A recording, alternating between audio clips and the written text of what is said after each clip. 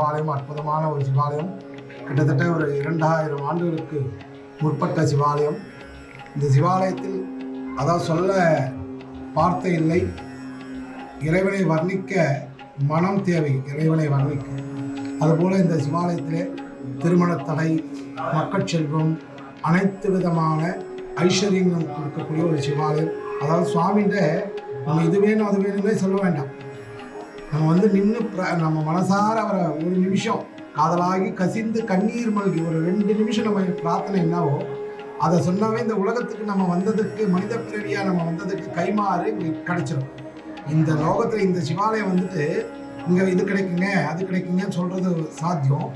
அதை சாத்தியம் எல்லாத்தையும் வந்து நீங்கள் சுவாமிகிட்ட ஒரே நிமிஷம் நின்று என்னுடைய மனசில் இருக்கிற விஷயம் உனக்கு எல்லாமே தெரியும்பா, என்ன ஒரு நிமிஷம் உன்னுடைய கருணையை காட்டு அப்படின்னு சொல்லிட்டு போனீங்கன்னாவே நீங்கள் 48 நாள் நீங்கள் என்ன எண்ணத்தோடு வந்தீங்களோ அந்த எண்ணத்தை பூர்த்தியாக செஞ்சு கொடுத்துருவார் சுவாமி. பூர்த்தியாக கண்டிப்பாக செஞ்சு கொடுத்துருவார்.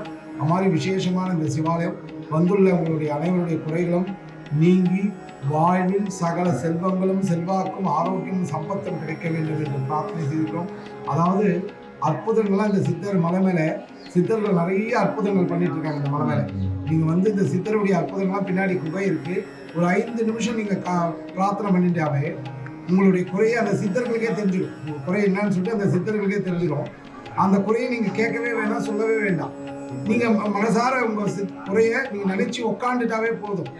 அவர் நீங்கள் அடுத்த வாட்டி வரும்போது அந்த குறை நீங்கிடுச்சு உங்கள் மனசு கண்டிப்பாக தெரியும். அது மாதிரி இந்த சிவாலயத்தில் வந்து பலனடையுங்கள். வாழ்க்கையில் செல்வங்கள் கிடைக்க வேண்டும், ஆரோக்கியம் கிடைக்க வேண்டும் என்று பிரார்த்தனை செய்து கொள்ளலாம். திருவண்ணாமலை மாவட்டத்திலேயே இவ்வளவு பெரிய சிவலிங்கம் இங்கதான் இருக்கிற மாதிரி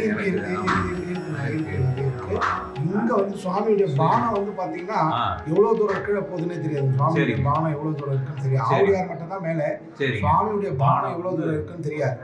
மலை மேல சிவாலயம் கிட்டத்தட்ட எனக்கு இது கல்வெட்டு சொல்றது 2000 வருஷத்துக்கு முற்பட்டு தான். இந்த வருஷம்னு சொல்லலை, குறிப்பிடல, முற்பட்டு அப்படின்னு தான் இருக்கு.